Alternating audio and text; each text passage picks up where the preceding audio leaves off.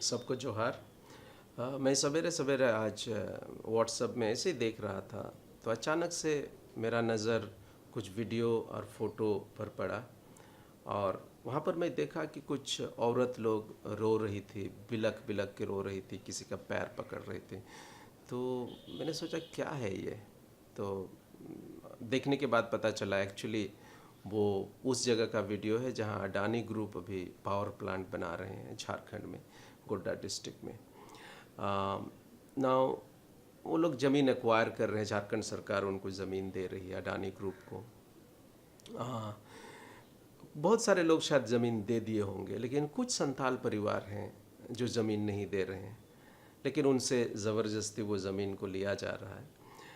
और ये परिवार, उनका अधिकारी लोग जो ज़मीन को एक्वायर करने के लिए आए हैं, उनका पैर पकड़ पकड़ कर रो रहे हैं, उनसे हाथ जोड़कर विनती कर रहे हैं कि नहीं छोड़ दो।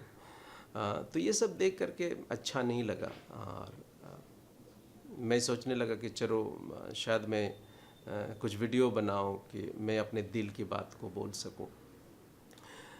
क्योंकि मैं भी एक संताल हूं और गांव में पला बढ़ा हूं, और मुझे मालूम है कि वहां पर चल क्या रहा है। जितने भी शहर में लोग हैं आज शायद इस बात को नहीं समझेंगे।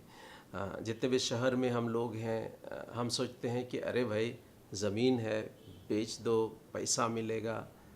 तो ये हमारे कैलकुलेशन में बहुत सही बैठता है। क्यों? क्योंकि हम जानते हैं कि हमें अगर पैसा मिल जाए तो हम क्या कर सकते हैं।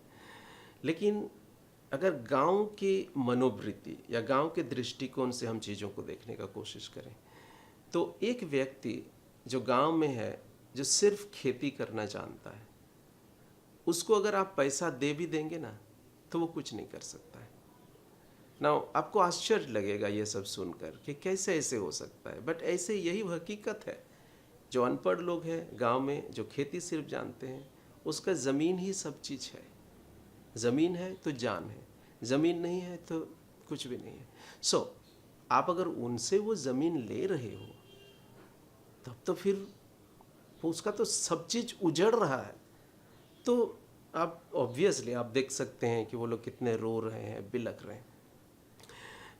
तो इसका क्या समाधान हो सकता है? मैं सोचने लगा कि ठीक है भाई, आपको ज़मीन चाहिए, अगर इस जगह का ज़मीन आप उनका ले रहे हैं, तो क्यों नहीं आप ज़मीन के बदले में उसको दूसरे जगह में ज़मीन दे देते हैं ना। इसके बीच में जो सरकार और ये पब्लिक के बीच में एक विचवाई करने की ज़रूरत है।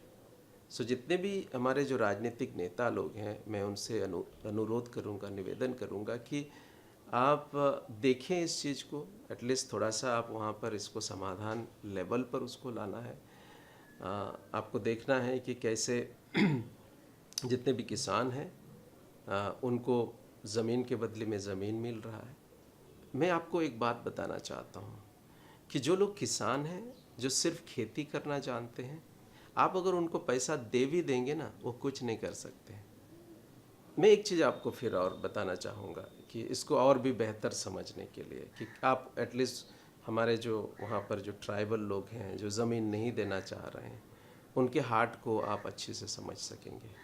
आज अगर मैं कहूँ कि अडानी ग्रुप पूरा कंपनी को शट डाउन कर दे, क्या वो कर सकेंगे? नहीं करेंगे। या अडानी ग्रुप का पूरा दिवालिया हो गया, क्या होगा? तो आज एक व्यक्ति जो गांव में है, उसके पास 2-3 बीघा ज़मीन है, अगर उसका ज़मीन ही चला गया, तो ये तो वैसे ही है जैसे मानो अडानी ग्रुप का कंपनी शट डाउन हो गया। तो इस चीज़ को, इस सेंटिमेंट को हमें समझने की ज़रूरत है।